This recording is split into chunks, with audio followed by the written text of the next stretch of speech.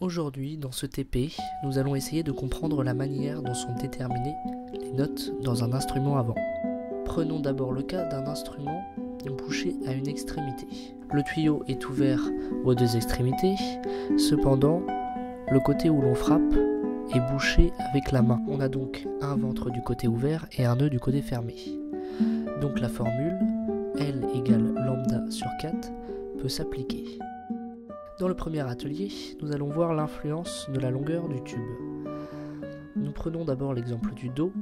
La longueur du tube est égale à 630 mm et la fréquence que nous avons mesurée avec Audacity est de 133,6 Hz, soit la longueur est égale à 343,4 divisé par 4 fois 133,6, ce qui est égal à 643 mm, où on retrouve bien la longueur du tube. Nous allons maintenant étudier le cas des instruments bouchés aux deux extrémités.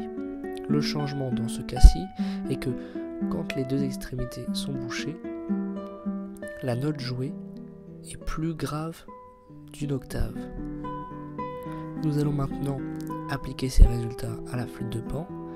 Dans notre cas, on sait que Manu possède une flûte de Pan avec 5 tuyaux, dont le Do qui est le tube le plus grand. 2 tubes sont manquants. Premièrement, on sait que la fréquence dépend de la longueur des tubes. On mesure donc chacun des tubes présents. Ensuite, on calcule la fréquence avec F égale V sur 4L. Pour les tubes fermés d'un côté, on en déduit la note correspondant avec le tableau. On détermine les 2 notes manquantes. On demande ces tubes pour valider nos calculs et reconstituer la flûte de Pan. On en conclut donc que dans un instrument avant, la note jouée est déterminée par la longueur du tuyau sonore que compose le corps de l'instrument et son extrémité fermée ou ouverte. Les sons aigus seront favorisés par des tuyaux courts et les sons graves par des tuyaux longs. La fermeture d'un tuyau sonore abaisse la note jouée d'une octave en divisant la fréquence de la fondamentale par 2.